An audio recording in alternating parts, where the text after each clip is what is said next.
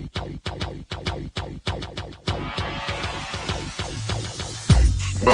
to the Odds Breakers, number one place for shared, sharp betting information.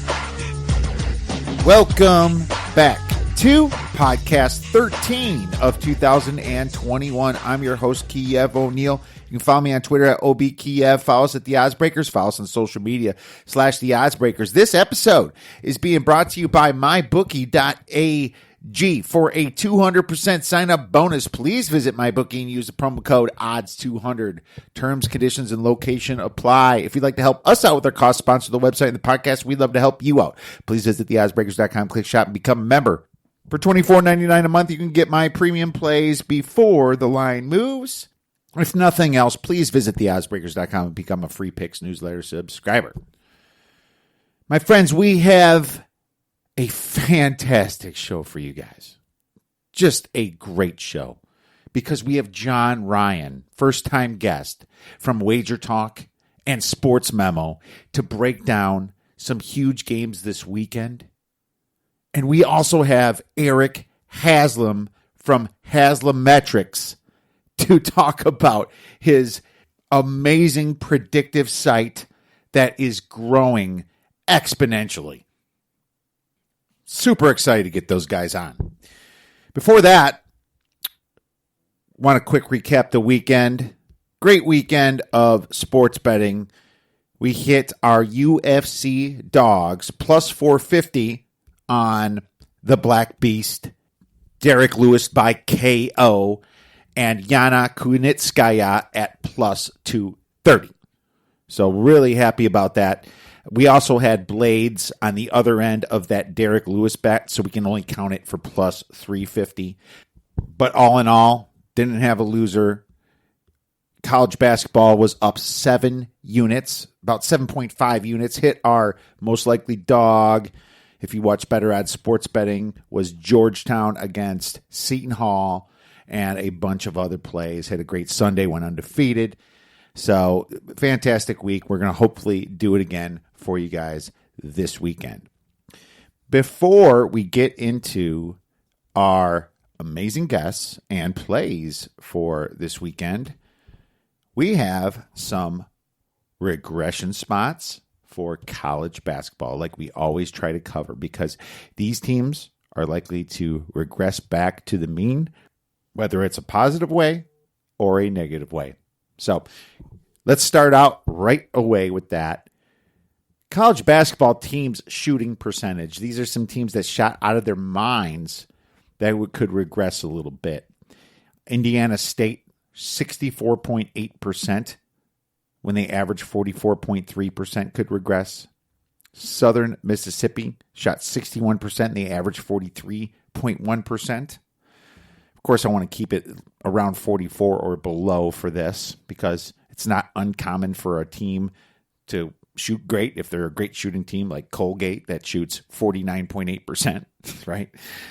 Next team, Hartford, shot 58.3%, and they only average 42.3%. Illinois State shot 57.4%, and they only average 43.6%. Eastern Illinois shot 55.3%, and they only average 43%. Central Florida shot 54.9%, and they only average 42.9%. Bad shooting team right there. Michigan State shot 54.2% last game, and they're a regression candidate tonight against Ohio State. Unfortunately, this podcast will be done by then. 43.1% is what Michigan State averages. We'll see if that works. Providence shot 53.7%, and they average 43.4%. And Nebraska shot 53.6%, and they average 40.1%. Let's look at some teams that shot poorly that average pretty well at shooting. Looking at teams that shoot at least 46% that had a terrible last game. Vermont shot 34.6%, and they average 46.4%. They could do well next game. Notre Dame shot 36.8%, and they average 46.4%. Virginia, what the hell has happened to them? losing 3 in a row. Shot 37%, and they averaged 48.4%. Looking for Virginia next game. Grand Canyon shot 37.3%, and they averaged 47.8%. Certainly candidates right there. Next one we're going to go, teams that have gotten pelted by 3-pointers their last few games. San Francisco, 52.3% opponents shot, and they averaged 32% on defense. Next one, Montana. Team shot 47.9% from 3 their last 3 games, and Montana averages a decent defense at 32.5% against a 3. USC, team shot 46.9%, and they allow 32% from 3. Virginia, once again, 45.8% team shot the 3, and Virginia averages against the 3 34%. Indiana State, 45.5%, and their team averages 33.3% against the 3. South Florida team shot 45.5%, and they averaged 32.3% against the 3. Opponent free throw percentage, their last 3 games, pelted by free throws. Couldn't miss. Well, I'm going to give you just the teams that shot opponents their last 3 games over 85%. Northern Arizona, Creighton, St. Francis, Coppin State, Maryland, Baltimore County, and Montana State. Team shot 91.8% against them, their last 3 teams. Now for the wild card here, and Haslametrics once again has that for us. We're going to talk about teams that are consistent and very inconsistent in predicting the spread efficiencies. For example, teams that are blowing teams away when they're a dog or a favorite, or in the very next game, getting their butts kicked, completely deviating away from the mean. This is like a high standard deviation type team, right? So we'll start with the teams that are hard to predict. Xavier, number 1 at minus 21.33. And so they've been all over the board when it comes to betting on. Fordham is the next one, minus 19.92. Vermont, Clemson, all over the board. Wright State, UTEP, Miami of Ohio, Sacred Heart, and Michigan. Michigan's kind of been off a COVID pause. The next 2 are Central Michigan and TCU. Thought I might say that. LSU's right around there too. Very inconsistent. Now the teams the most consistent to bet on, San Diego, Fresno State. These are only at minus 8.6, 8.7. Western Michigan, Wichita State, Oklahoma State, American, Navy, Towson, Bryant, James Madison University, and Western Kentucky. These teams are finishing about expected to their predicted efficiencies. Now, if you have any questions about that, please feel free to tweet us at the Odds Breakers. Tweet me at OBKiev. All right. Before our guests come on, I have a little UFC Fight Night 186 plays for you. And we're going to go right to the main event here. Cyril Gane versus Jairzinho Rozenstruik. Jairzinho's about plus 225 here. And this fight is a lot about hype. I've watched some Cyril Gane, and he's very good. You know, he's beaten up some fighters pretty bad. But the question for me is, how good were these fighters that he's been beaten up? What a stupid question that is. What a stupid question. But I watch you a lot. You ask a lot of stupid questions. Cyril's fought Junior Dos Santos. Pretty good fighter. I mean, he used to be really good. But Dos Santos' last 4 fights, he's lost to Ngannou, which is fine. Blades, which is good. Jairzinho, and then to Cyril. Okay? He did beat Derek Lewis. But Derek Lewis, like I said before, is hot and cold. Okay? So, good, definitely a good win. But the rest of his fighters that he's fought really aren't that big. Tanner Bozer, he's okay.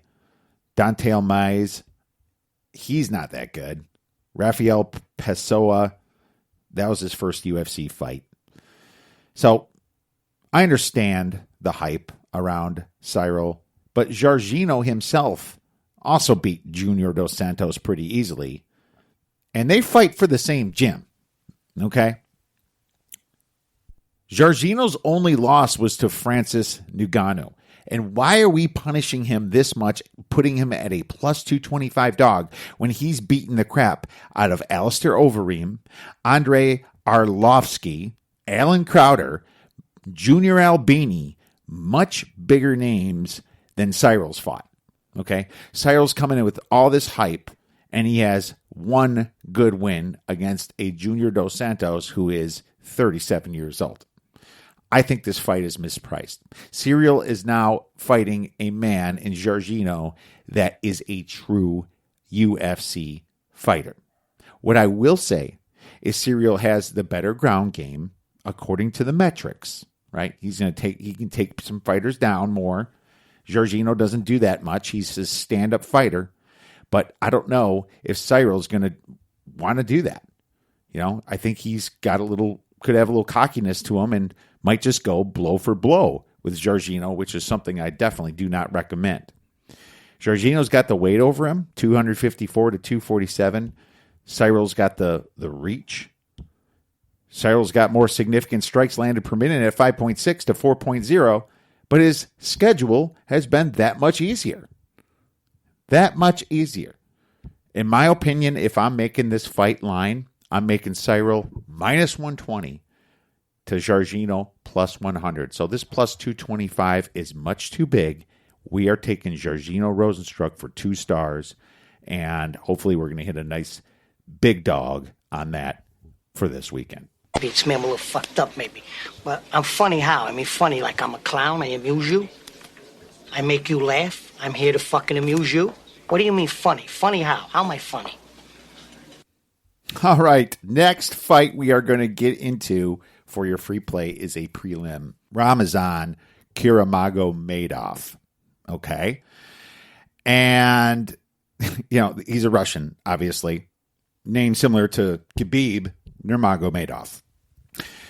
So, here's the deal with this fight. Alex Oliveira was supposed to fight Randy Brown, and Randy Brown is not going to make the fight. And it says for reasons that are undisclosed. So, our guy Ramazan, saying he's our guy like he's in our ring corner or something, is filling in for this fight. And he's actually making his UFC debut. Okay, so not a ton of stats on him. I mean, if you look at it, he's got a massive amount of significant strikes landed per minute, etc., etc. But here's the deal. He's 8-0 from the other federations, you know, the CFFC, you know, just these smaller federations. But he was in Dana White's Contender Series, and he beat Jordan Williams. What I like about him is that he's hungry. He's young, he's hungry, and he looks like he's trained with some very good fighters. Frankie Edgar, you know, a couple other fighters. So I look at his opponent, Alex Cowboy Oliveira, and 22-9, pretty good career, but he's lost 4 of his last 6 fights, right? Nicholas Dalby, Mike Perry's lost to, and Mike Perry hasn't really proven that much lately. Gunnar Nelson beat a few bums. I'm going to go with Ramazan here because the fight's almost even money. Ramazan is minus 112, minus 115-ish in some books, and he's 8-0. You know, he's the hungry fighter. He's trying to build his way up. Alex, you know, took the fight because he's getting paid, but I'm sure he's not happy training for an Alex Brown and now having to fight a Russian here, right? He has no idea what to expect. So the advantage here is for Ramazan here, and he's younger. So for me, I mean, the fight's hard to break down technically, but just looking at what he's done, I mean, with the 8 fighters that he has beaten, 1 KO, 4 submissions, 3 decisions, no losses. It looks like he's got a good ground game. Alex Oliveira has lost by submission 5 times. right? So that tells me that he can lose on the ground to Ramazan here. And hey, if it loses, it loses. But hey, if it wins, I feel good about picking the guy that's undefeated here, that's young, and definitely a lot hungrier than a guy that's been around for a long time that has no idea what to expect. Well, Lottie frickin' da! All right, my friends. Hopefully we have some great fights on this card, and there's obviously a much bigger card coming up next weekend when we have UFC 259, Israel Adonijah versus John Blachowicz, and Aliman Sterling's fighting Peter Yan, Amanda Nunes fighting Megan Anderson. This card's going to be amazing. We're trying to get some great guests for you coming next week. Without further ado, let's get into our first guest, Mr. John Ryan from Wagertalk and Sports Memo. All right. Now I'm really happy to bring on to the Odds Breakers for the first time a fantastic handicapper and professional sports bettor, all great around guy, Mr. John Ryan from Wagertalk and Sports Memo. You can follow him at John Ryan Sports 1 on Twitter. John, March Madness is right around the corner. How you doing this week? Oh, I couldn't be better, Kiev. Thanks for that great introduction. My ego is extremely large right now, but glad to be on the show here. Appreciate it very much. I'm getting more and more pumped every single day with March Madness, the conference tournaments first. It's just a very exciting time, and it seems like COVID is going in the right direction. I mean, this seems like we're on a big positive wave for once. Yeah, you hope so anyway. Positive waves are what we need here with how crazy it's been. But, March Madness, so exciting. I love March Madness. It's just a fantastic time of year. And having great cappers like yourself on is awesome as well. Help out our audience. And, of course, always trying to learn every single day. This business changes so much, having great guests like you. So real happy to have you, man. Couple just general question off the bat. Before we get into these couple of these huge games, without revealing too much information, how do you go about handicapping your average college basketball game? Oh, if we have an hour to do it, I'll tell you. But seriously, I think for a beginning bettor, let's take that approach. How do you handicap a game instead of just saying, Illinois is going to win? One of the things I've found useful is you take the total and the line. You take the total and divide by 2, and let's say we have a total of 160 and a favorite of 10 points for Team A. So 160 divided by 2 is 80, and then you take the line and divide it by 2, add it to that. That gives you a final score of 85-75, I believe. Yep, that is right. So if the line is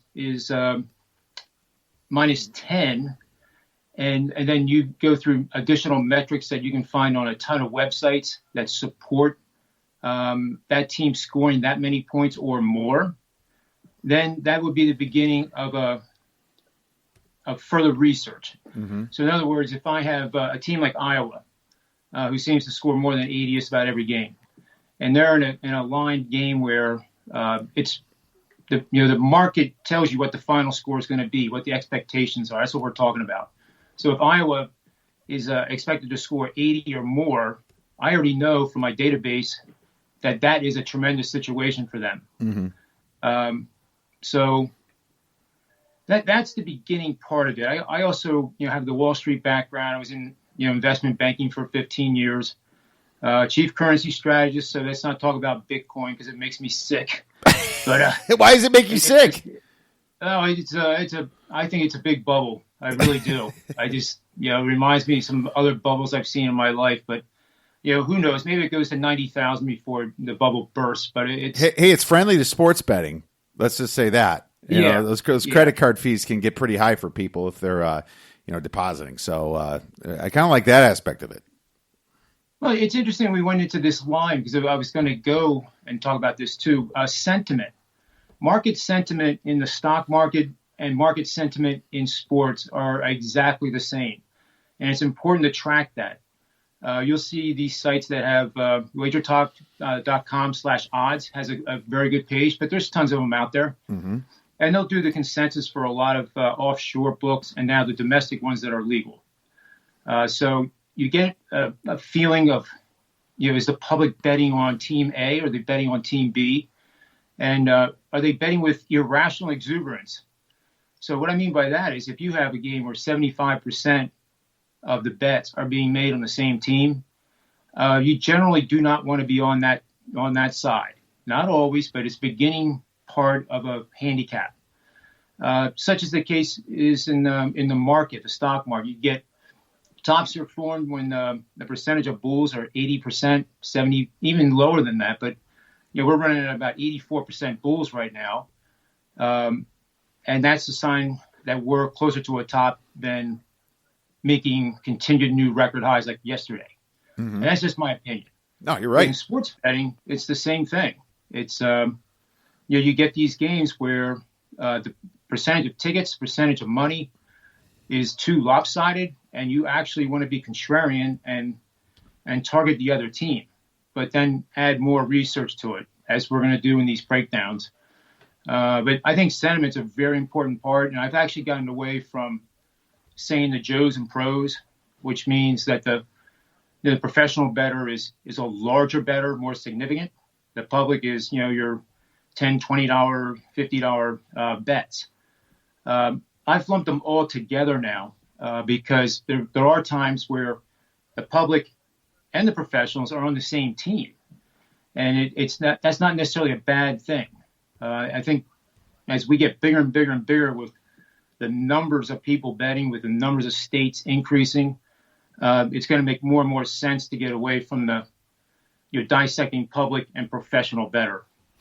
I agree. And imagine if you can use the book in every state. You'd fade their football team right off the bat because they're opening the number massively juiced. DraftKings opened the Iowa game against Michigan like 164.5. I think the total's down to 154 now. Because they know they're going to get a lot of over bets, in certain areas. It's like if you could literally fade the home team in every single state, if it was segmented like that, wow, you'd have a lot of outs, and you'd have a lot of line value as well. I do trade some stocks as well and coins, but I do know, since I started, you don't want to be on the ass end of a bull stock or a bull market. It's usually going to get to overvalue. Just like you said, sometimes the sharps and the public are on the same side. Well, that's just because the line was probably wrong. And I've seen lines move up, and you wonder why it doesn't keep moving up sometimes if it's really off. And eventually, you win or lose, but in most cases, the initial number is going to be gone based upon how the money hits. So always get in early. That's why I always preach, use multiple books, get in early, try to be before the bulls, try to predict which way they're going. You don't even have to like it. You just predict where it's going, and then you have a chance at a middle coming back. That's what I say. Absolutely. It doesn't even necessarily mean that you have to believe it yourself, but that's one of the arts when it comes to betting on sports that we love so much. So you kind of came from an industry that is just like sports betting, in the stock market, and that's probably why you're successful. So good stuff there, man. Let's get into some huge games then. Friday, we're going to start with a Big Ten game. I know, shocking, right? Kiev talking about the Big Ten. But Purdue is going to be playing Penn State. Penn State's going to be about a 1-point dog here. The total on this game is going to be around 140. I have Purdue probably the most upside in the Big Ten, right? They have Ivy. He's a stud freshman. He's just going to get better and better, ready for tournaments. They have Hythe with Travion Williams, Zach Edey, and they also have some good shooters there, Stefanovic and a few others, right? I like their upside. The reason I like their upside is because they're a little bit underrated, in my opinion. I think they can make some noise in the Big Ten tournament. My issue is the spot, really, for them. Penn State's desperate, right? And they're playing their final home game here. They need a few more wins to get in this tournament. They're out right now, in my opinion, and lots of people's opinion, actually. But they played already once this year, and somehow they did score 72 points, and this total kind of shocked me. 80-72 this game went to at 152, and this was in Purdue. But it was earlier in the year where teams were playing a lot more haphazardly. If you noticed over years, sports betting, the first couple weeks, there's scores flying. People are just running. Kids are overly excited, right? Well, it settles down. They realize defense is their best bet at some point. But Purdue's going to try to control the pace, I believe, in this game because they don't want to run. They got big guys over there, and the second half, though, I can't guarantee anything. There seems to be a trend in the Big Ten with a bunch of foul fest. So my thought in this game would be taking a first half under. I think Purdue really tries to slow them down. I think Penn State comes up a little bit nervous, probably a little bit cold. First half under. But if it's low enough, I might not be opposed to taking a second half over. And I'm thinking that's probably going to be around 73-ish. You're probably going to get around 66, 67 for a first half under and around 73 for the first half over. So that's all I have for this one. What are you thinking, John? Well, it's interesting. Penn State is in a desperate situation. They're one of the best 5-11 conference teams I think I've ever seen. They struggle they're similar to Iowa. They find these pockets of 4 minutes where they forget to play defense, or they forget how to score, and they lose games because of that. And they darn near lost the last game in Nebraska, and that ended a 5-game skid for those guys. But they're a real X factor, maybe an X factor, maybe a wild card. Choose the word you want. But they're the type of team I think in the Big Ten that you would not want to play in that second round. And I'm not sure how that tournament's actually going to be set up. But the top 4 teams, I believe, get 2 byes, and then it goes from there. So if you're one of those top 4 teams and somehow Penn State wins those first 2 games, as a coach, if I was a coach, I wouldn't want to be playing those guys, on a 2-game win streak in the conference, one more win, and they're probably in the dance. So, as you know, when we talked before on other shows, I had said that I thought the potential was for 10 Big Ten teams to get in. It probably is going to be less than that now. It's interesting that in the top 10 this week for the Big Ten, for those positions are Big Ten schools, and I believe for the others are Big 12. So there's only 2 teams in the top 10 that are not from those 2 conferences. Right. But the Big Ten is my favorite too. Our buddy Kyle Hunter would laugh if I ever did a show without talking about the Big Ten.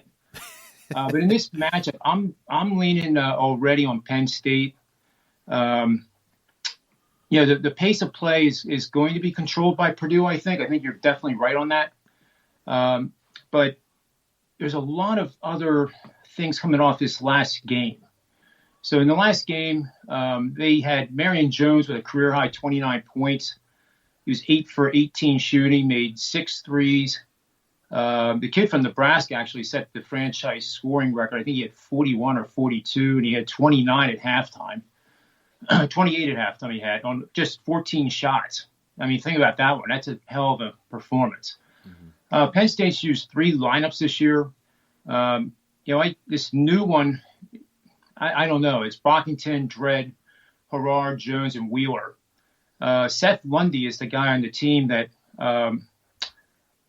has been largely, I'm not going to say inconsistent, because I don't like to bash kids, because they have families and fathers and mothers, and I wouldn't want my kid being bashed by some guy on a sports show. But the performance levels have been diminishing, and I don't think it's because of the competition. It could be because of fatigue. After all, Penn State has the toughest schedule in the Big Ten as of right now, and the toughest in the nation. And that's why I think they're an incredible 5-11 team. Mm-hmm. So, and the Nebraska game too, you'll be interested to know that Penn State took no free throw attempts. None? 0. Oh. No. So, and that's how the Big Ten's been. Super inconsistent for free throws. I mean, Michigan State game, there's 40 of them. You know, a third of the total points are free throws. It's like watching a game of horse, right? And then with Penn State, wow, you know, it's like I guess you need to earn the respect. They probably just wanted. They're looking at Penn State, Nebraska. I just want to get the hell out of here, get to the airport, maybe or something like that. I mean, it's crazy. It was an 86-83 game too. Yeah. Normally the score's never that high when you're not getting free throws, but there's really a lack of defense in that game, wasn't there?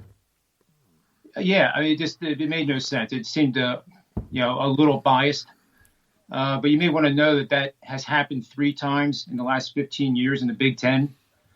And then the next game, the team that was involved that had the 0 free throw attempts won the game and won against the spread. Oh, now that doesn't really tell you much. Small sample size, right? But it's heading in the right direction, at least from my point of view of supporting Penn State here. Okay. And like you said, the setup is a tough one for Purdue because they're in a good position right now. And no matter how much the coaches tell the kids, you got to pay attention here. This is Penn State. Don't think about the 5 wins or their win percentage. You got to come out here and bring the load tonight if you want to come away with a win from Happy Valley because Penn State's going to do everything they can to win the game. That's the bottom line.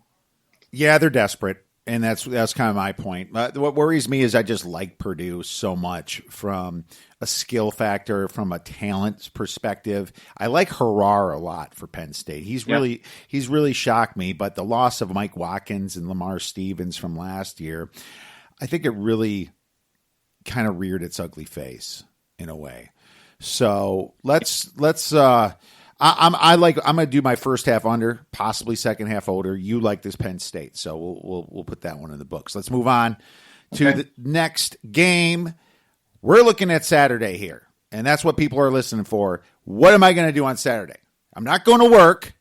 I'm watching college basketball, dang it, right? I'm watching some college basketball. I want to figure out who I'm playing. But here's a big game that we're going to talk about, and I think I might have a play on it.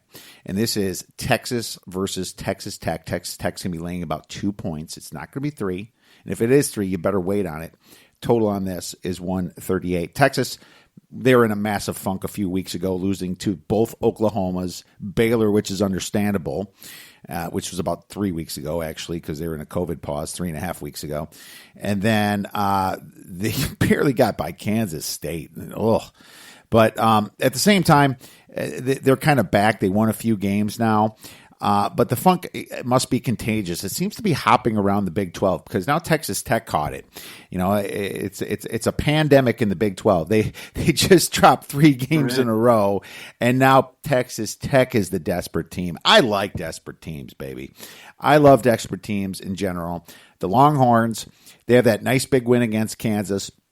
You look at the rest of their wins, though. The only other one was that impressive buzzer beater versus West Virginia. They beat the Kansases, they beat West Virginia. Texas is a little bit vulnerable. Texas Tech, they played each other in Austin. Tech got the best of them. Tech shot the ball better. They shoot in general better, 44.9% to 43.5%. But Texas, they rely on the three-pointer too much. 42.4% of the time they're shooting a 3. That is not a good formula for away games. Shooting a ton of 3s when you're not used to your backdrop. You're moving around a lot, right?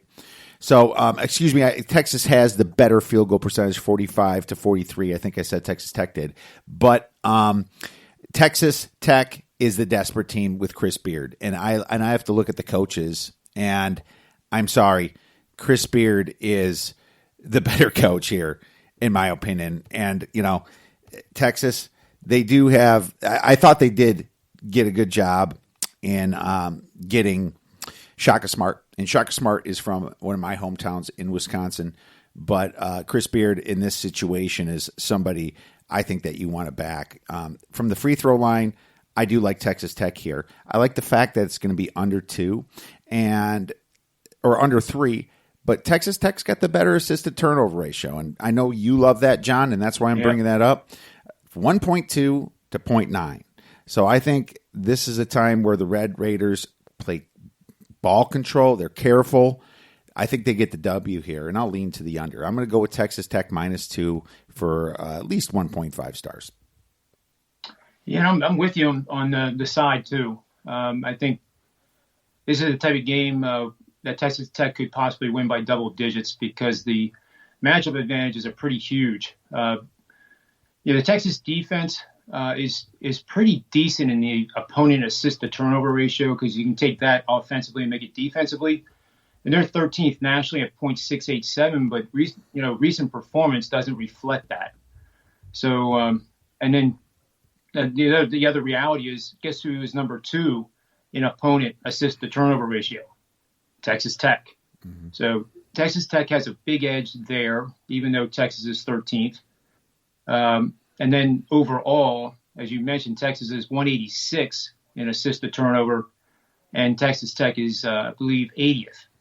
And that's a big disparity. And that's both ends of the court. And that's one of the handicap things I could have mentioned at the beginning of the show. When you have advantages at both ends of the court and a skinny line like this, that opens my eyes right away. Yeah, and Mac McClung's a great player. And he almost got it done against Oklahoma State. And we were on Oklahoma State this game. But it's time to switch. I think McClung's going to help get it done. I think they're going to get some better rebounding. They're going to play tougher. They're desperate. Texas Tech needs this win. Texas Tech, 14-8. Their best wins, like I said, were only in the Big 12 because playing Abilene Christian and Northwestern State in their non-conference isn't going to be enough. So I see some desperation here. Let's grab them. Let's move on to the next game. We have Boise State versus San Diego State. San Diego State's going to be laying around 5 or 6 points. The total on this is 138. So I played this over tonight. I'm just saying right now, but this is going to be the second game. So we're not going to have as much information yet as we want to. But I'm probably going to be playing the over again because I still think it's going to be too low. San Diego State's been beating up the little children of the poor. Right. Since mid-January when they lost both games to Utah State, they've been on a tear. I unfortunately bet them against Air Force and the under. I bet the under like 131 or something like that. And I think they scored like 5,000 points or something. It was they didn't want to stop themselves. But, looking at their numbers, this is a huge game. San Diego State is supposedly the better team. They were really good last year. But they're a bit of a big favorite. So I'm looking at the total. San Diego State plays at the slower tempo at 65.8 possessions. But when you actually look at their seconds per possession, it's 16.7.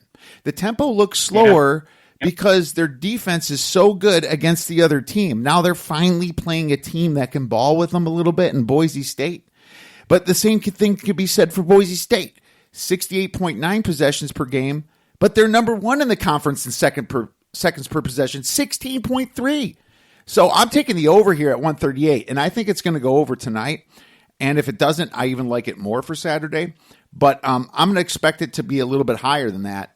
But let's play the over here. I have San Diego State winning 76-71, 2.5 stars. What do you got, John? I'm with you on it, and pulling up the sheet here. There's so many games on Saturday that it's pretty incredible. But Boise is, I don't think they're they're certainly not the better team here against San Diego State, but they're going to be competitive. And I think you're right with the pace of play is going to be a little bit faster than what is expected. Points per game, Boise is 77 a game, San Diego 75. Scoring differential, Boise 11, San Diego State 14. Assists per game. That lends itself to scoring. Both teams are very good in that category for this conference. 14.1 for Boise, 14.6 for San Diego State. And in games, I look for overs. When you have, and I know this from my database, when you have teams that have solid assist-to turnover ratios, and then the combined total of their assists is more than 28, and that portends itself to an over being a winning bet. Mm-hmm. But that's the predictive part of my machine learning stuff, is that I get probabilities of that occurring. So if I get an 82% probability there's going to be 28 assists total and 2 offenses that are made up like this, that's a good situation. Both effective field goal percentages are significantly above 50. That's another metric that's a good sign for an over. I'm trying to look for some other things, but I think you nailed it. You hit it pretty well. Yeah. Any side on the 6-ish point spread? I would lean Boise because I think this is a game. I hate the word parlay and I hate the word teaser unless, of course, I do it and it wins. But seriously, they call them teasers for a reason, right? Yeah. So if I was going to do something here, it would be Boise plus the points and then the over. Because if Boise outperforms and covers as a dog, that too lends itself to an over. Oh, look at that. Tease the over. So you bring it back down to 132-ish with it up to plus 12. Look at that. 6-point teaser. All right. That's interesting. I don't do a ton of them, but how can Boise State not hang around? They're just a good team.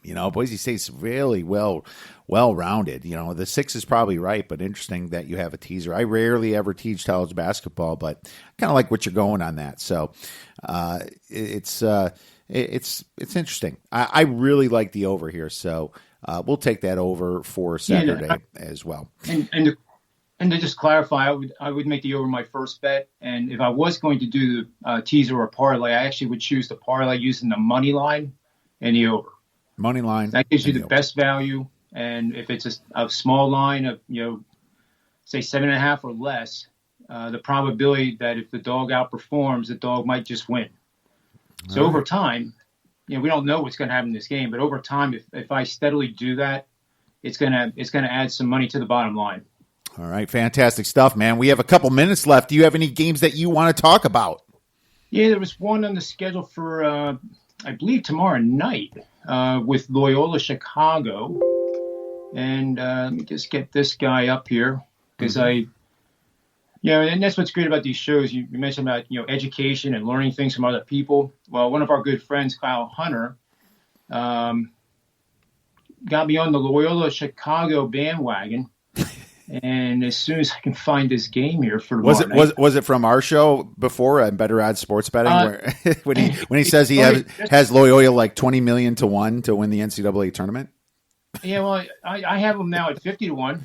I went to the window because of him. So if it loses, I'm going to have to, have him send me a 6-pack of beer or something, or at least send me a pizza. Yeah, there you go. And no Busch Light, get some premium beer. Okay, just make sure. That's right.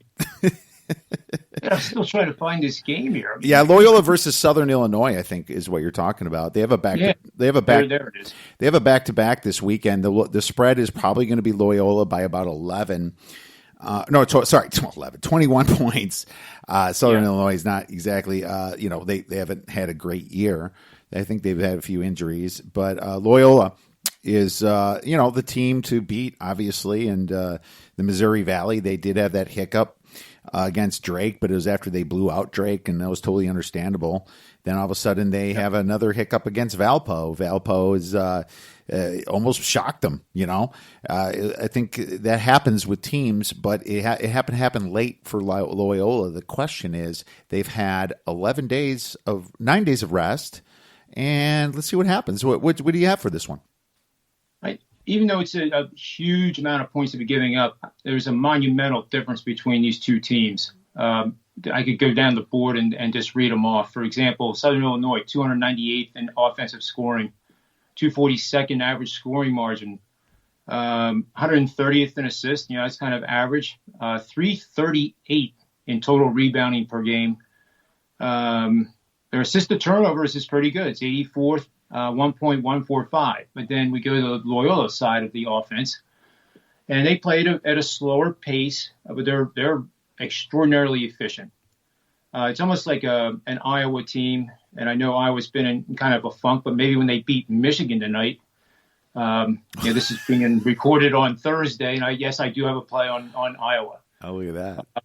In fact, Iowa is one of the most impressive, efficient offenses there is. And if Luka Garza can stay out of foul trouble and not get 2 fouls in the first 10 minutes, they are a force to be reckoned with. Well, I'll tell you this. I almost played Michigan, but the spread got away from me. I was thinking maybe I'll play Michigan minus 2.5, 3, and I couldn't even get that.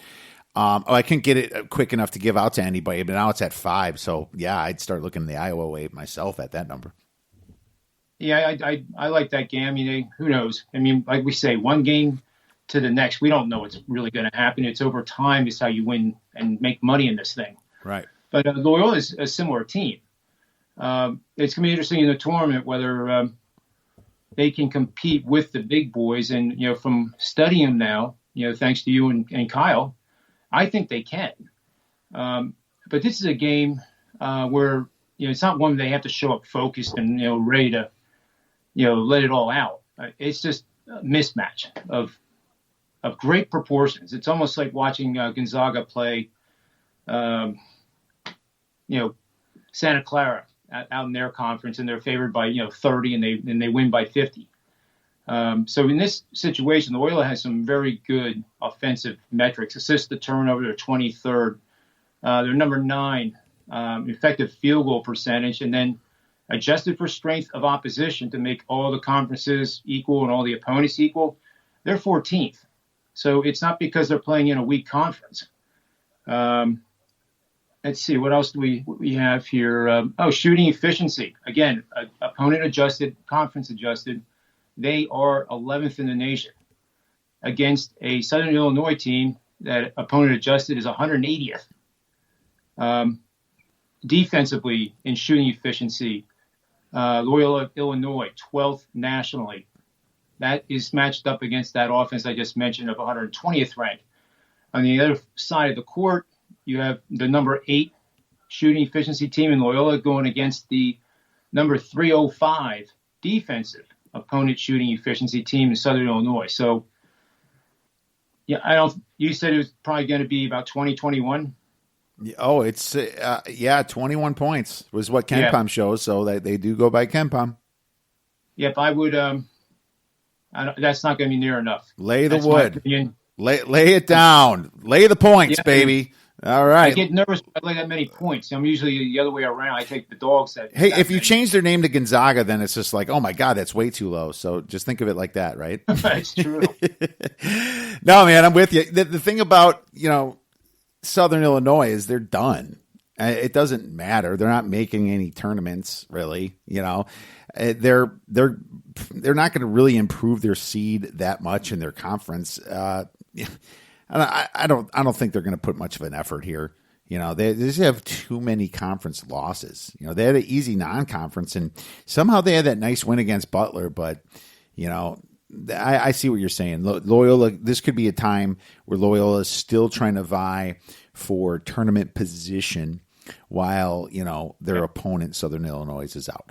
Great stuff, man. Awesome job. Thanks for coming on. Where could our listeners find your great information and plays?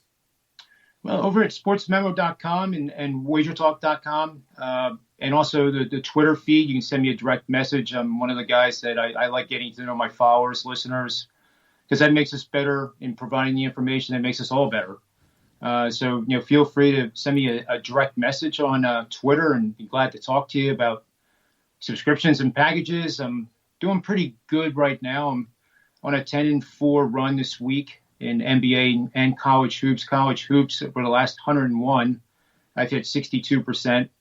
I'm pleased with that. I generally think that if I hit 57.5 over a season, that's a good season. But it's been a good run for me. I'm very grateful for that. I was actually number 1 at Sports Memo in NFL for the season. That was 65%, which to do that back-to-back years, it's very hard to do that. Wow, you should have played the Super Contest. You would have been in the payout, I believe, at 65. Jeez. I didn't play it this year because of the pandemic, and there was no backup plan in case games were canceled or in case the league was canceled. And of course, since you didn't play it, you have your best year, right, or one of your best. That animal is a different. It's very tough. You have to pick 5 sides every week. No totals. It's extremely tough. And I know part of that 65% is totals and derivatives and things like that. But no, that's still a fantastic year in the NFL. I mean, anybody that can get to 65% is extremely profitable. So nice work for that one, John. Thanks for letting me brag a little bit. No problem. Guys, make sure you check out John over at Sports Memo and Wagertalk.com. Thanks a lot for coming on, man. Thank you. And now I'm very excited to welcome an analytics master and fellow Badger to the Odds Breakers. You know him from his amazing work over at Haslametrics.com.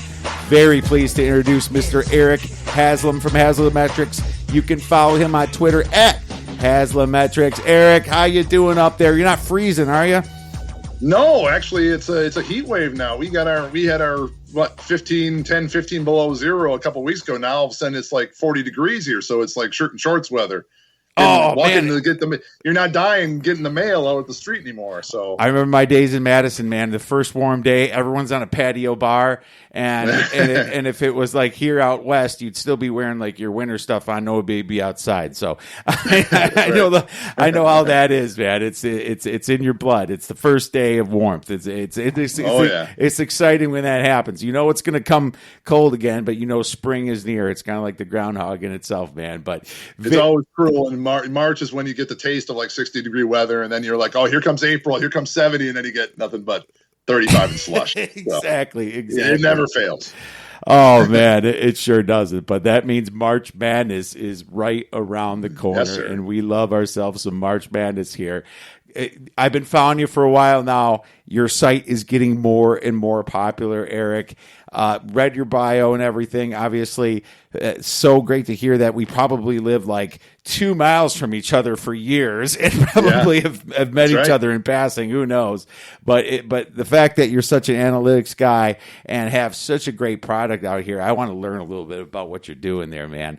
So first, I just want to ask you, what's your history in your love for college basketball as a sport?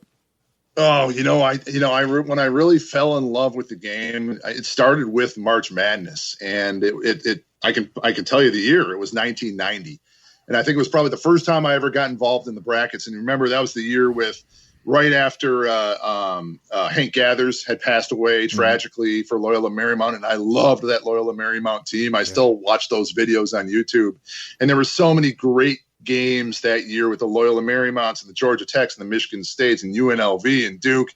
I kind of got that was the moment I kind of got sucked in, and I kind of got lost in it. And then you start getting involved in March Madness and the brackets, and it was just something that was kind of the start of it for me.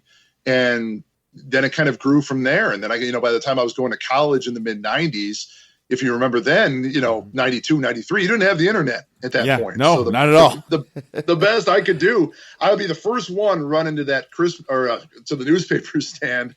It was because I'm saying Christmas because it was like Christmas morning for me. Mm-hmm. I'd run to the newspaper stand and I'd get that USA Today. And if you remember, the USA Today had all those team capsules of all 64 teams. And because you didn't know Belmont from Siena from anybody back then, you just had to kind of rely on that. You didn't have 9 stations showing basketball every night. You had ESPN and ESPN2 if you were lucky, and that was kind of it. So that was what I did, and it was just a love of mine. It's something that I've always loved. I can't remember the last time I worked during the Thursday and Friday of March Madness. I always take those days off. I'm at the bar I've gone out with my brothers, my friends. We fill the whole bar. Buffalo Wild Wings, typically the front of the bar. It's really cool for me. It's like my Christmas morning. So that is that's where it really grew from. And I was, started picking things out of data and like, I'm going to crack this magic code and I'm going to get this perfect bracket, not knowing, of course, that the perfect bracket is almost basically impossible. But it was always just something that I always loved, and to this day I still love it. And it's just kind of like I said, it's a second Christmas morning for me. Yeah, man. And I remember for me, I always liked college basketball, but I fell in love with it that first bracket I filled out, and I won it that year too. It was Did you? It was 99. I know I watched the Badgers, I watched Northwestern, I watched teams out Notre Dame, of course, out in the Midwest. But when I filled out that bracket, it was kind of when the gambling bug kind of hit me a little bit too. too. The sports Oh, yeah. betting. It's like I had UConn winning it with Rip Hamilton. Back in nice. like 99. And that bracket was the best bracket I ever filled out. And of course I knew nothing about, I followed college basketball, but not to what I do now. And of course I did amazing back then. It was like that beginner's luck thing. Probably, Yeah. I think that I only had like 10 games wrong the whole thing. It was like literally the bracket was like a huge winner. Had the Final Four, everything, and ever since then I was just hooked. I couldn't even wait for March Madness every single year, and it just got more and more in depth, and then sports betting, all of a sudden online comes up. I'm gonna go to Vegas, I'll be there for so many times, then stay with some friends, type thing. Start getting a name out there, right? And out west here now, it's just part of me, and it's probably my favorite sport next to college football. They're pretty close. But being a big Badger fan and seeing them improve over the years like they have in basketball and in football has definitely been fun as well. So it's a funny story about the March Madness is my wife doesn't really fill out the brackets anymore, but she used to up until I think it was 2000. I forget the year. It was 2005 or 2006. Anyways, she had the beginner's luck and it was the year that Illinois was really good. It was where they had that big rally against Arizona. That was also the year that she basically didn't know who to pick. So she asked her our nephew at the time was probably, 7 years old. And he told her to pick Louisville for whatever reason. Well, of course, Louisville makes a run to the Final Four. And then she picks the championship game, which is Illinois and North Carolina. And everybody and their cousin picked Illinois. And my wife, to be different, picked North Carolina. And guess who won? North Carolina. I remember where I was when I watched that game, and I of course had Illinois as well. It was it's a pub out on the west side by you can see it right from the interstate. It's been 7-8 years since on Mineral Point Road, possibly, or Gammon, or it's off it's off Gammon. It's not on Gammon. It's on the other side of the Beltline. Other side of the Beltline, and it's close to West Town Mall, but maybe like a mile or two away. It's bugging Was it me. Babes by any chance? Yes, it was Babes. It was Babes. Yes. Thank you. I don't know how. It's no I longer there. They just closed it actually. they're closing it's everything. gone now, they? Unfortunately. Oh my God, yeah. Babes used to be a bar that we went to all the time. I watched the Bears Super Bowl there, and man, I had some amazing memories there. But yeah, that's where I was. I was watching it there, and the funny thing about it, she gets that right, and so this is a pool with I think somewhere in the neighborhood of 300 people. She wins first place. Paid for our deck furniture, which was nice. But the funny thing about it is I'm always trying to get my wife back into it, and she never does seem to want it. And she just kind of likes I think she likes the idea that she won the whole thing. She went out champion. You can only go down from here. That's the funny thing. I've been doing this for 30 years, and I still haven't won a single. I haven't finished in the top 5. I don't think ever. It's always I've gotten close to I think I've probably been 8th. I know why is the smartest people when it comes to college basketball not winning it all every year? It's always something. It's just pick based on the cheerleader, hair color, and the mascot, and all that kind of stuff. It's just. I can't explain it. Yeah, it's just one of those things that we're always trying to crack there, man. But I guess sometimes you got to think like a public bettor. But at the same time, let's get into why'd you come up with Haslametrics, man? What's the story behind this awesome site? So probably in the probably ballpark somewhere around 2006, 2007, I started just kind of tinkering. I had the computer background, so I kind of tinkered with pulling my own data in, trying to find the Da Vinci Code, so to speak, of trying to solve the perfect bracket, which of course doesn't really exist. But I had the background in it, and I started recreating the wheel. So I started looking at Dean Oliver's 4 factors and kind of going that route. And then after a while, I kind of said to myself, what I'm doing here, I'm really not creating, I'm not innovative at all. I'm not inventing anything. I'm just kind of recreating the wheel. I said, why don't I take a step back, go back to the drawing board and do it completely different, do it how I would do it, as if I was not influenced by anything I read on the internet. Mm-hmm. And that's when I decided, okay, I'm going to break everything down into shooting and scoring, since at the end of the day, the only thing that matters is the score on the scoreboard, right? Right. So you have different locations in the court. You have different teams that have preferences of where they're going to shoot on the court, how they shoot on the court. And then you have to take into account things like certain circumstances where your field goal percentage might be greatly increased. Like, say, if you get a offensive rebound underneath the basket, get a quick putback. How many opportunities are going to have at doing that? Are you going to create a lot of steals and get quick points off of those steals? Another one where you're going to have very high field goal percentage. So I tried to identify all of these little different tidbits and kind of built it up and started building a model and started doing these little projection simulations, and it all kind of made sense. And that's when I kind of said, I just want to throw this out there. And again, the computer science background, I was able to do the website development. Started with just, procuring the website and going out there and writing "Hello World" one day. Mm-hmm. And then you just kind of, I always say to people who are building things up, if you have a passion for things, you don't look at the end result. You always cherish each brick as you put it into place. And that's kind of what I did. I just kind of started by putting rankings out there and then saying, I could put all these projections out there for every team.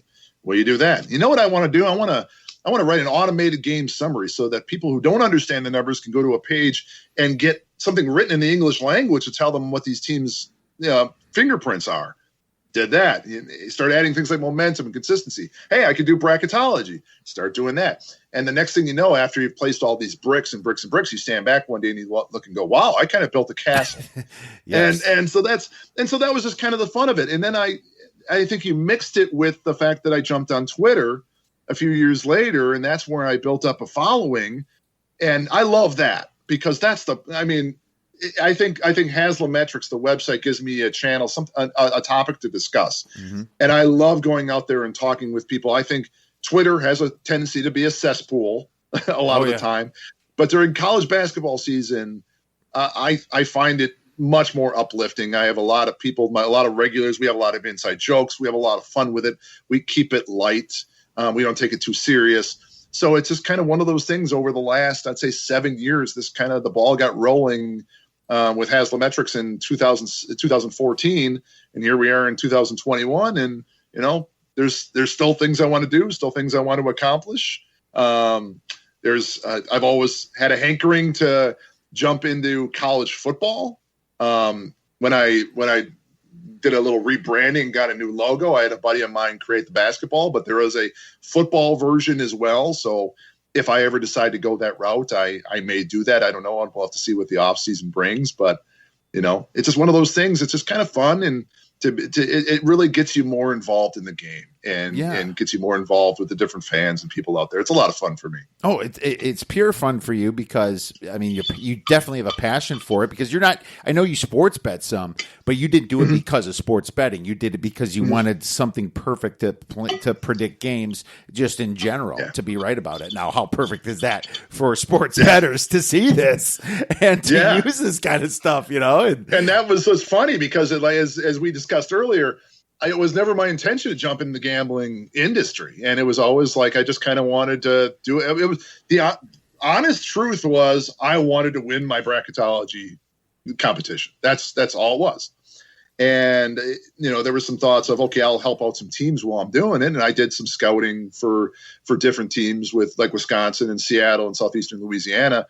But it was, for me, it just wasn't worth my time. The time I was putting into it was, from a scouting standpoint, was just not worth my time. It was, and it sucked up the hours. It started to make me kind of resent it a little bit. Mm-hmm. And that's when I kind of just took a step back and I realized the following that I was building was a gambling following. Yeah. And that's fine. And so it brings me on to these podcasts like yours. And I just like having these conversations and sharing my insights. And there's a lot of different metrics out there. I always said analytics is like wine tasting. It's what suits your palate. There's some people out there going to like this analytical site. There's other people going to like that one. And they have their different reasons. That's great. I'm never going to ever say, hey, mine's number one. Mine's definitely the best. You got to go with mine. It's what suits your palate. That's the best thing about the analytics stuff. It's always, what works for you best. There you go. And so going right from there, straight from the heart, how do sports bettors use your content? I think right now what they will probably do is they'll use, and one of the things that I do on my site is I have a projections for the day, or actually for the next week. So you can see the schedule for the next week. And I have the projections out there that, of course, are adjusted for home versus away or the neutral court. The other thing you can do is, if there's 357 teams in Division I college basketball, which means there's a grand total of 63,546 potential contests that you can play between teams.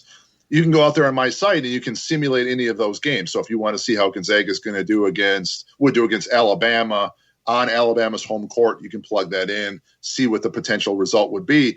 And the idea then is, you get the analytical input, which is, I'll admit it, there are some flaws to it, like it doesn't proactively take into account injuries and things like that. It treats teams as constants. So you got to use your eyes a little bit. Mm-hmm. But when you start using those numbers along with what Vegas has out there, you sometimes see a little pattern. You can start to see certain teams where my analytics system is identifying teams that can beat the spread.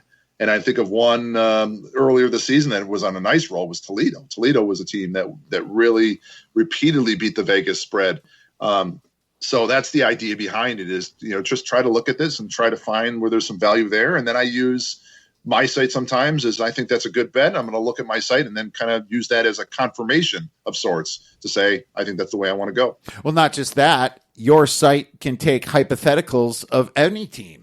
I can see what Wisconsin would do against USC right now, even though they're not going to play. Mm-hmm. So that's the cool thing about it. You can plug any team in and see how they match up, from efficiency standpoint, using tempo and things like that, on how it would kick out a final score. Correct?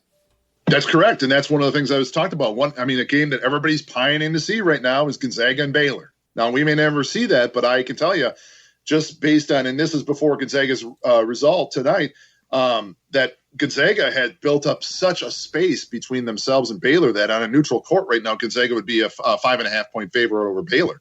Up until like three weeks ago, they were neck and neck. It was kind of funny. Every day it was kind of like it was literally separated by less than 1/10 of a point at one point. But it's not so much that Baylor has faded. Granted, they've been on pause, but it's just that Gonzaga has all of a sudden hit the accelerator a little bit and pulled away. So now you can start simulating those matchups and really get an idea of how good a team like Gonzaga is. Compare them against number 2, compare them against number 10, compare them against number 25, and you get an idea of how good a team really is. Oh, absolutely. And that's a good way to, kind of delve into things. You see, how these teams could possibly match up against each other from the efficiency standpoints, and what you can expect if you see them in the NCAA tournament. So, right. That's what's really cool about it. Well, without revealing too much information, how is your data compiled on a daily basis? Is it done automatically, or is there some back end work that you have to do? There's a big script that I run manually at night, and then there's another one. It's the same script that runs in the morning automatically, but most of the work has been done. That's the thing that you do up front. You go out there and you have the stuff that goes out and grabs the data, you parse the data, you slam it into a database, and then you've got stuff in the database where you make your transitive comparisons, you spit out your results, and then you format it for a website that can be uploaded to the website very simply. So a lot of the stuff that I do is a lot of maintenance. Now I'm babysitting the system. I've already built the system. Now I'm just babysitting the system. Right. And that's the nice part about it. A lot of people even think like with the website, if you go to like the team summary page or the automated game preview page, everything is written out. You see a whole page worth of the English language. Yeah, I read those. And people say to me, they're like, "Do you write all of those?" And I'm like, "There's 357 teams, guy. I don't have that many hours in the day." Dude, the first time I read those, I knew you didn't write them, but I knew that it was formatted to say, if you're in like the top 20 field goal percentage, it's going to say this team is in the top 20, blah, blah, blah. Right. So, and you don't want to sound mechanical. And I said, I'm always big on trying to make something sound like a human being said it. So my best friend during that, while I was developing that whole portion of my code, my best friend was thesaurus.com, making sure that everything had kind of a unique ring to it. So cool. Yeah, that was fun building that. So you got some buddies too. That's not a bad thing. Yeah, that's right. Well, there you go, man. Very cool stuff. It sounds like just a ton of work was put into this, but now the scripts can kind of run by themselves, and you just kind of babysit the system a little bit, going obviously from your servers and things like that. I'm guessing you're probably going from a data center. I mean, nobody's streaming from home anymore, I don't think so. Well, actually, no, I'm doing it from home. I'm still doing it from home. Yeah, I mean, it's still here, and I have backups and everything like that. So if anything bad happened, I could easily restore everything. But at the same time, no, I'm still running it out of my house. I'm a one man band, as a lot of these analytics guys are. I think they're not part of a bigger thing. A lot of people say, hey, I've had people say, hey, do you have interns or something like that? And I'm like, no, I don't. Does your internet or server ever get overloaded? No. At this point, no. You'd be surprised. Do you know how long it takes me to run my script on any given night? Probably about 5 or 6 minutes. Oh, wow. Okay. Yeah. Okay. You must have a decent connection then, for sure. I mean, people are sucking data from your site, but if this thing keeps growing, you might have to start thinking about change. I take that back. The site itself, the data, when it comes to me actually crunching the numbers and getting everything up there, the site itself is out there. No, it's not hitting this server here. I go through a provider. Okay. So that's the confusion. Yeah, I still go through a provider. No, I don't. They don't hit this particular machine. Okay. But this is makes total sense. So what happens here is this is where the data gets crunched. This is where the output gets created, and then I take the output and I move it to the Haslametrics server out there. It's actually through iPage. Okay. Is the provider. So I upload that every day, and it's basically one file. So. Interesting. So if you go on vacation, you still have to do that, or? Yeah, you have to find a way to be able to log into your server from home, and there's means of doing that remotely. And you just hope the machine doesn't take a dump and you're in trouble or something like that. I was up in the Wisconsin Dells a couple weekends ago. Last year, I was in. Was it early last year? I was at Disney World for 5 or 6 days, and site kept going the whole time. I had to log in remotely from Orlando, but it's all worked out so well, so far. So knock on wood. Hopefully, if I try not to take too many vacations during basketball season for that reason. Anyone that takes off everything for March Madness, such as I do, I don't talk to anybody during that time either, except at the bar, maybe, because I'll always stop there and watch all the TVs or the sports book or whatever I decide to go. Just depending upon where I'm at. I think you have the passion, and when you have a business like that, you log in, you get things done. When I'm on vacation, I do the same things for my clients here and for anybody that listens to the Odds Breakers. I always want to make sure I put in a good job. The work never ends when it's a passion. So good stuff there. Well, before we get into the games, I have one more question here. What gives your site an edge over the Ken Palms and the Bark Torviks?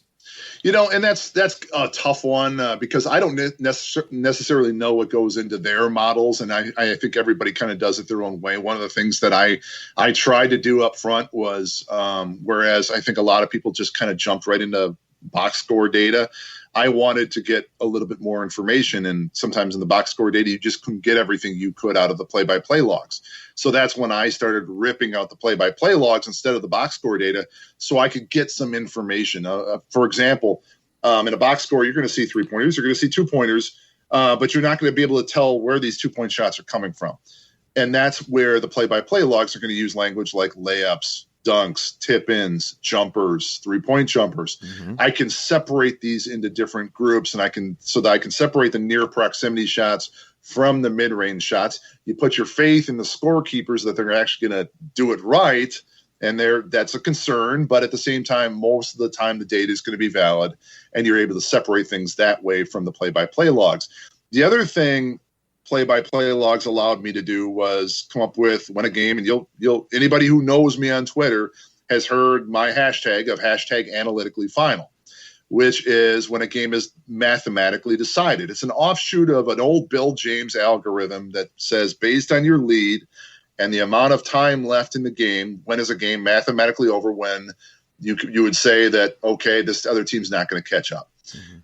I implemented that analytically final because for example, we're seeing it, a great example, we're seeing it this year with Mark Few and Gonzaga. Mark Few and Gonzaga builds a lead of 37. And then all of a sudden, what is the end margin of victory? Maybe 22, 21. He takes his foot off the accelerator. Well, I'm interested in rating Gonzaga at their very best. I'm not interested in rating Gonzaga when they take all their starters out and they put their scrubs in and all of a sudden the other team makes a late rally. That was the idea of analytically final. When analytically final hits, I stop caring about the data. And that's the idea is you say, I only want the data when the teams are playing full strength. I don't want to worry about when the scrubs come in or that garbage data. That's the idea behind it. And that's another reason that I went to play-by-play logs.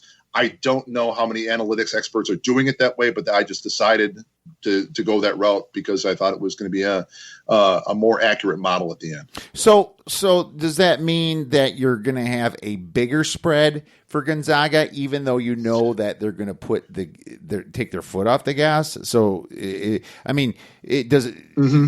So they're going to play. So if I'm saying Gonzaga play like, for example, UC Santa Barbara, right, or something like that, right? And then we know Gonzaga can beat them by 35 points, but you might know that their foot will be off the gas and there'll be garbage time, as we like to call it, and they might win by 28. What will your site say? I would think it would be rather negligible. I think it does come into play. In fact, there is like almost a little advisory on my website for the week's expected outcomes or the or for the all play estimates. The line says their results are predicated on teams playing full strength for the entire game. Bench scrubs not factored in. So you got to keep that in. It's taking into account who they are, and they're extending it over the period of 40 minutes. Now, in a lot of cases like this, analytically final, when you think about it, a 17-point lead is not a safe lead until something like 2 minutes and 2 minutes and 2.5 minutes left, something like that. So most of these are not going to be big deals. I mean, the ones you might want to make kind of turn your head at a little bit is if I matched up Gonzaga with like Mississippi Valley State. I think the spread would let's plug it in. Let's see what happens. If I go on a neutral court with Gonzaga and Mississippi Valley State, you know what I get? 116 to 49. Now, Mississippi Valley State 57 worst teams 67 I've ever seen. Points. Is that 67 points there? Yeah, something like that.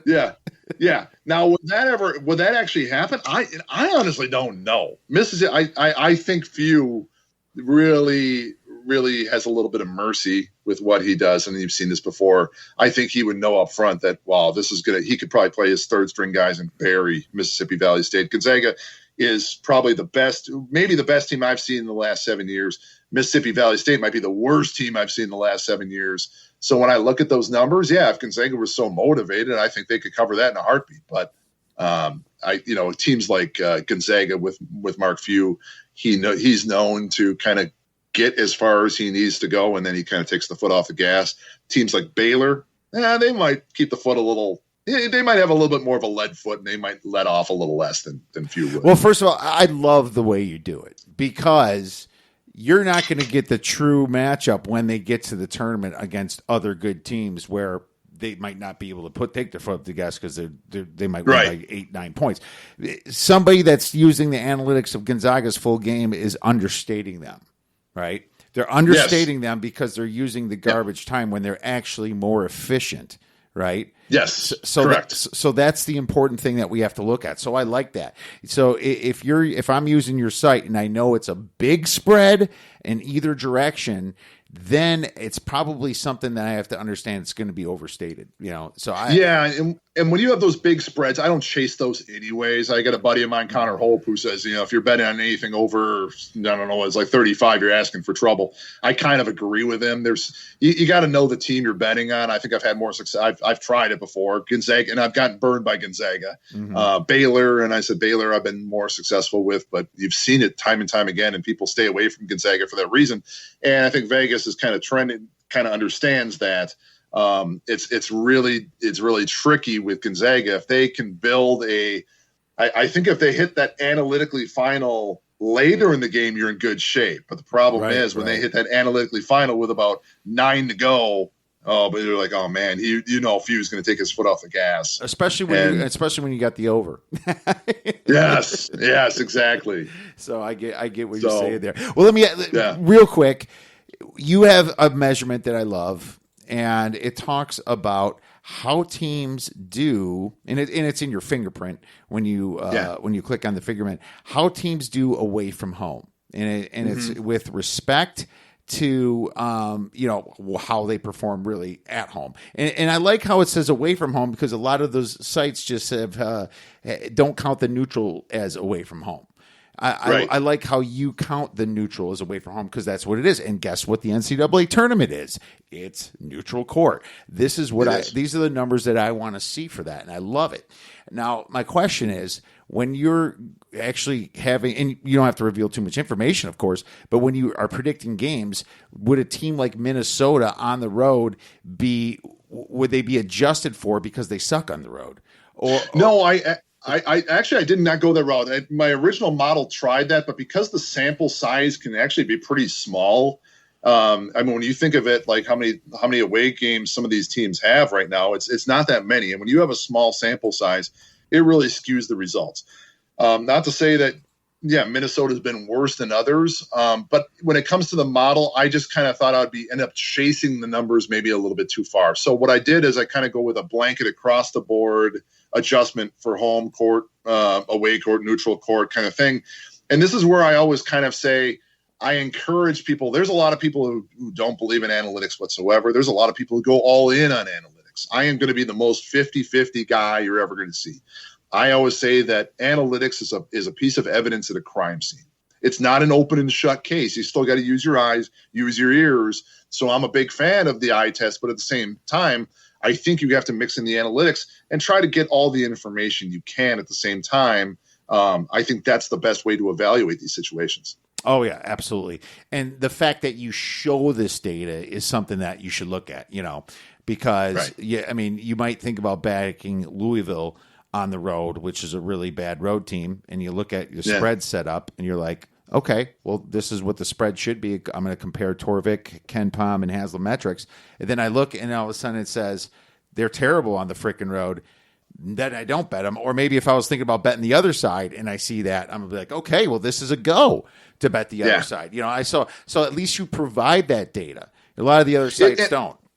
And it's good to look at this and go, I think I'm going to go with, it looks good for Minnesota. And then all of a sudden you look at their away from home record and you're like, all right, I'm going to probably just not touch that one. That's kind of I use that as validation of something where I'm thinking about going around picking, and then you look at that number and you go, yeah, I'm going to leave that alone. Absolutely. And that's what it's there for. And a lot of those average points per game at home are because they have easy schedules, too. People have to remember that. Right. So you adjust for that. You think a team might be great at home because they score 80 a game, but they only played 200-level teams. So that's something to go into. All right, man. Well, cool. We destroyed that. Let's get into a few games with the little time we have left then, man. Okay. Baylor versus Kansas coming up this weekend here, and I gotta tell you, Baylor coming off that COVID pause did not look so good. No, they did not against Iowa State.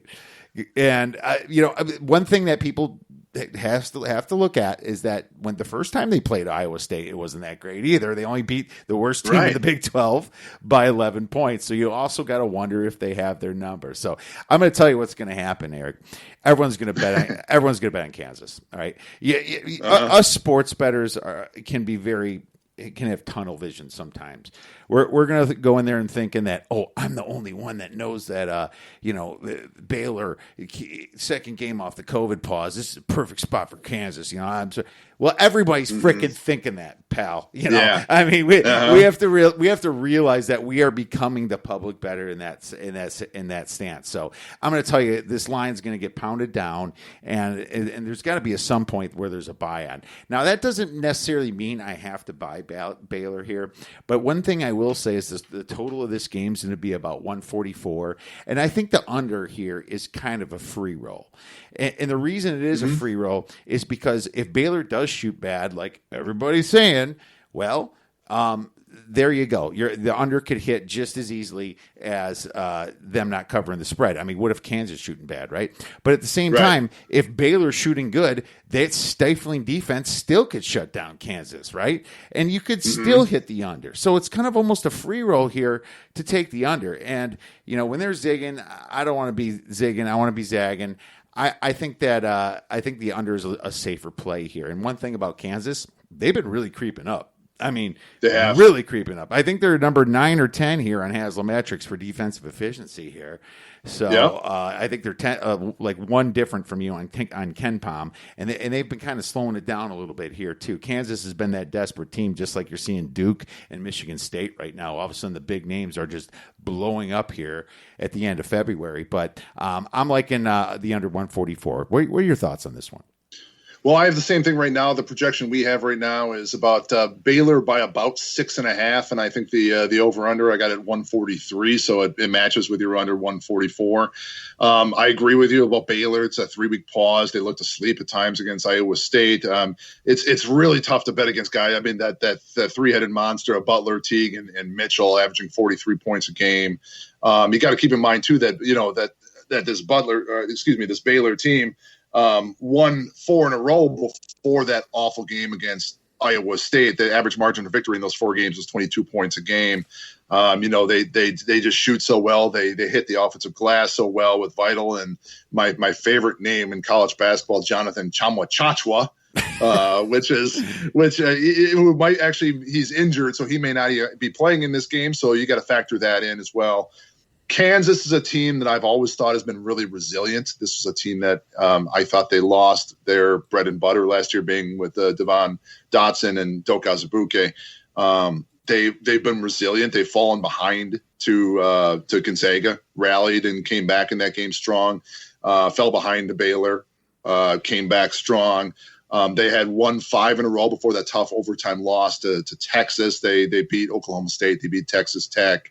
As you mentioned, they're a top 10 in defensive efficiency. The issue I think they have right now is that the offense is still a big question mark. They've actually kind of regressed a little bit during the last few weeks. Really kind of ho-hum metrics, where nobody out there on the team is shooting better than 39% behind the 3-point line.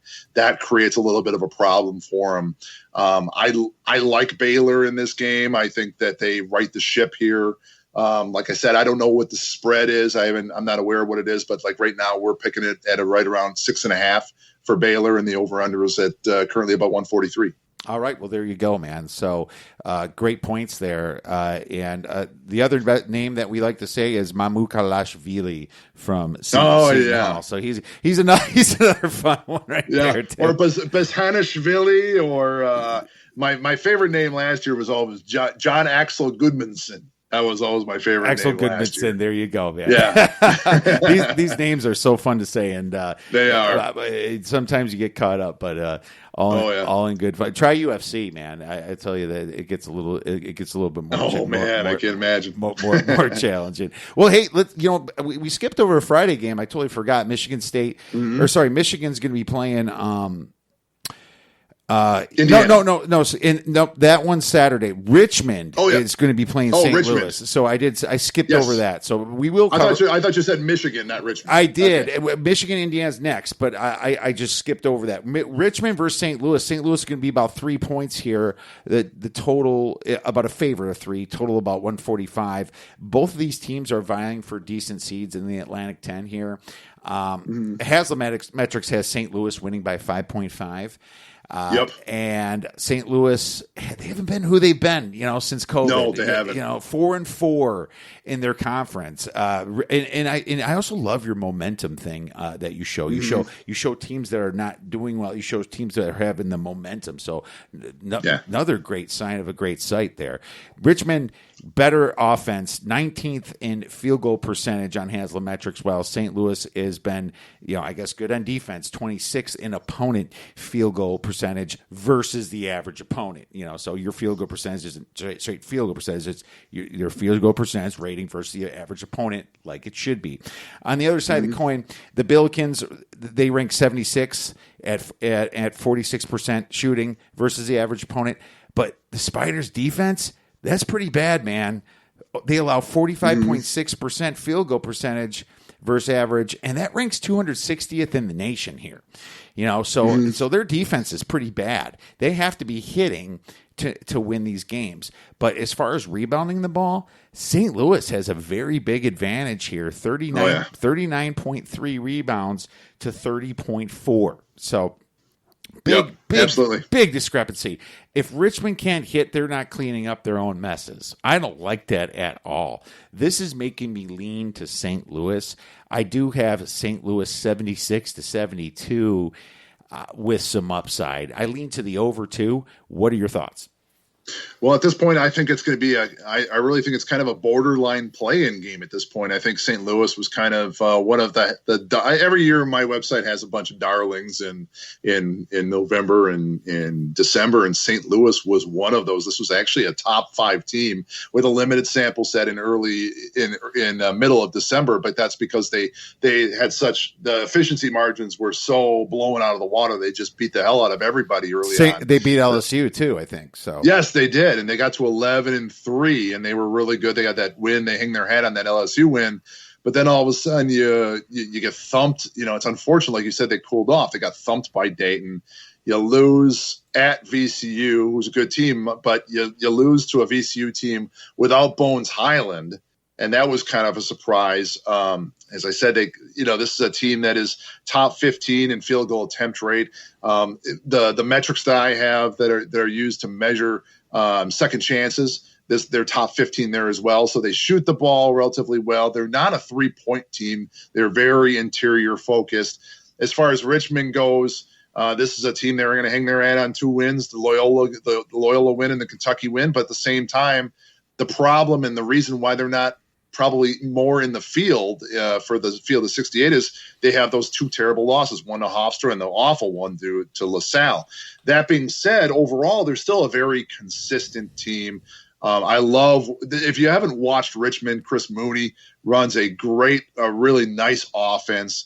They've done really well considering they lost Nick Sherrod to injury before the season. You lose Connor Crabtree. Now you have Grant Golden, who has a hand injury. He's questionable for this game, which if you take that into account, probably gives you more of an edge for a team like St. Louis. The thing I like about Richmond's defense is not the greatest, but it's the mentality of Mooney is he's one of those coaches like Rick Byrd used to be with Belmont, where he knows that the mid-range shot is the worst shot, and he encourages that mid-range too for the opposition. So you got to keep that in mind. Right now, the analytics have it, like you said, it's roughly 5.5. I have it, if you round up, it's going to be 76-70 for me.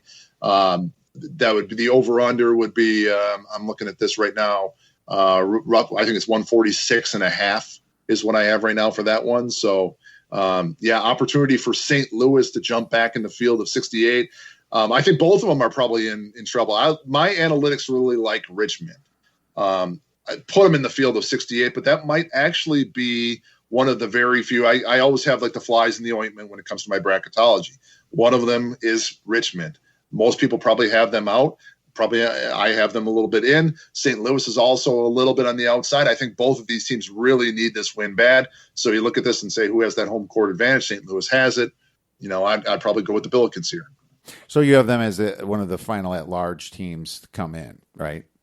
Yes, for Richmond right now, and then St. Louis, as of this morning, they were the second team out. Yeah, just a little bit out. I think a lot of people have St. Louis a little bit out now, but your spread has St. Louis winning by 5.5, and Ken Palm shows 3. So that's something to think about here. And one thing that does worry me about Richmond is your away from home. They are 8.6. Is that rating? I believe that's points, right? Better than the average, right? Away from home. Oh, it's an efficiency. So everything's based on efficiency. So that's right. So if you look at the there's the about page on my website, you can actually see there, and there's away from home, and it says measure of teams away neutral game performances versus this overall season performance. Right. So what happens is you have a game rating, and it's all based on efficiency. You're basically just taking for offensive efficiency, you're taking what their offensive efficiency was during meaningful game minutes, and then you're comparing it to what the expectation was. And then you do the same thing for defensive efficiency. compared to what they did versus what was expected of them based going into the game. And then you have this overall number that you look at this, and that basically gives you a team rating, or I should say a game rating for every performance. And so when you're looking for that away from home rating, you're only just looking at all those performances where you weren't on your home court and comparing against the whole lot. Right. And that's how you come up with that. Right. But is 8.6 categorized in points or a percentage? It is off the top of my head, it's been a while since I've looked at this. I thought it was actual points deviation, but it doesn't matter because I use it. Point. I believe it's just that efficiency. You're going to come up with an average efficiency rating. So what you do is it's kind of complicated. You take your what they did with offensive efficiency and you subtract the what was expected of them, and then you do the same thing for defense, and you come up with a number. And then you're going to average that number for all your games. And now you're going to do the same thing, but you're going to do it just for games away from home. And you're going to get two averages for both of these, and then you're going to compare them. That's the end value. All so right. That's an efficiency number. I know exactly what that means then, because it factors in versus to a whole, I believe, a total 100 possessions. Points right? per possession, points per possession, or points per 100 possessions, whichever one you want you're using. Right? Yeah, yes, and that's what I thought it was, because Ken Palm does something similar to that. So yes, correct. There you go. We beat that one to death. So great to it's great to have an understanding though of this, and it's great for the listeners too, so they can use this site properly. That's the important and thing. Some of these things I've written before, and then it kind of I'm getting old. My brain isn't working, and I'm like, oh, so what is that again? So there's times I've gone into my code and go, what was I doing there? Like after you look at it for 10, 15 minutes, you're like, oh yeah, okay, now it makes sense. Yeah, totally. Now it makes, it's funny. I forget my own what I say on my podcast, so I sometimes have to listen again. Let's move on to Michigan versus Indiana then. And funny, Michigan just played tonight, and so I didn't write a ton down here, and I have Indiana +7, but after Michigan just throttled Iowa, Indiana's probably going to be like +8, +8.5 dog here. God, Ken Palm. I don't care what they say here. I can't take Michigan in this spot. Indiana is so desperate here. Michigan has no reason to blow this team out, and they have to have the brakes on at some point. They just beat Ohio State. They just beat Iowa. They just pretty much put the stamp on their Big Ten. And guess what? They have a much improved Michigan State coming up on deck. I think the only just real quick, the only thing I can play is Indiana here, and I might do it. What are your thoughts on this? Well, and the analytics, which are going to be based on the entire body of work and don't take into account things like emotion, which are you should take into account the emotion of it, has Michigan by just a little under 10. But granted, the analytics love Michigan. Indiana is only 42nd in the country as far as our performance rankings go. I love Michigan. I wrote some notes about Michigan, and I said that OSU game was a work of art. It really was. Ohio State played a fantastic game. They did, and Michigan still beat them. Yes, and then you see what happened tonight with Michigan just knocking the hell out of Iowa. It's just, man, are they good? I really think you gotta elevate Michigan now into the conversation with Baylor and Gonzaga. In fact, in my opinion, for much of the last few weeks, I think Baylor has kind of been the 1B to Gonzaga's 1A. In my opinion now, I think Gonzaga has separated themselves, and I think that almost Baylor is almost 2B to Michigan's 2A, or maybe it's close. It's one way or another. But I love Michigan. It's amazing when Michigan loses John Teskey and Xavier Simpson, and they're lucky enough to fill that gap right away with Mike Smith and Hunter Dickinson, which are two better players in my opinion. By the way. Oh my God, it's incredible! And you pair them with Livers and Franz Wagner and Eli Johns. Jeez. So they're top five in offensive efficiency, top 5 in defensive efficiency. Some other numbers I wrote down: second in field goal percentage, 4th in 3-point percentage, 1st in defensive field goal percentage. These teams this team rebounds. They shoot well from the foul line. They're the total package. I really love them, but at the same time, Indiana 12-11. They lose that game to Rutgers, which was kind of a big game. It was at Rutgers. Keep in mind, they've now lost 3 of 4. They've definitely fallen off in the last 2 weeks. But, as you said, a couple things. This game's going to be played in Assembly Hall, so that will be work to their benefit. There's also the sense of urgency ahead of the Big Ten tournament. At this point, I think Indiana is outside the field of 68 right now. They cannot afford too many losses, and if you can score a huge win at home over a team like Michigan, boy, that is going to go a long way to making you jump up in the bracketology chart. So right now, if you're just taking things cold and unemotional, as the analytics typically are, it's Michigan by about a little less than 10, and the over-under is roughly about 138.5 is what I have right now. Yeah, and this is where the whole art comes into it because, we were on Minnesota when Michigan went up there and they got their butts kicked. I mean, and it was just because it was one of those games that Minnesota needed it. And this is the same thing I see with Indiana. I think Indiana's, and that's the art, and that's why I love sports betting. There's an analytical side and there's an art side, and sometimes you got to go with the home doggy dog. And we're gonna take a look at Indiana here. It's funny it's about Michigan though. Just bringing that up about how they've been so consistent. They've been either really consistent, just really good, or outstanding, with the exception of 2 games. Minnesota was one of them, and the other one that people forget is they went to overtime with Oakland, and Oakland's not a good team, and that game was a real head scratcher, almost as much of a head scratcher as going to Minnesota. Granted, Minnesota makes a little bit more sense because Minnesota succeeds in the barn, but they buried Michigan that day, won that one by 18. So you've had those 2 questionable performances, but other than that, Michigan has been golden this year. Oh God, I know. And it doesn't help their future price for what they did today. So it does not. Yeah, if you want to take a shot at Michigan, wait for them to get a loss or something here.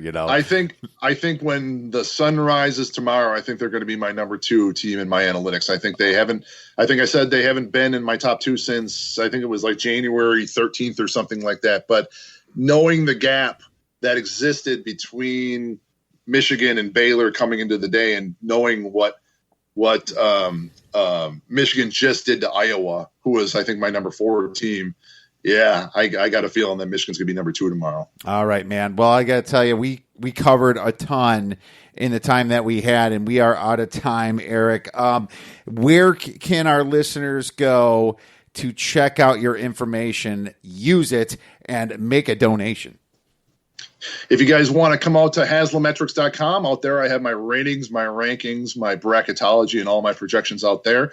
Otherwise, if you want to reach me on Twitter, that is the best way to do it. I'm also on Facebook, but I'm not out there as much. But if you want to find me on Twitter, my hashtag is, my handle is at Haslametrics. You'll see me out there using the hashtag analytically final quite a bit. So if you want to catch me on Twitter, that's where I am.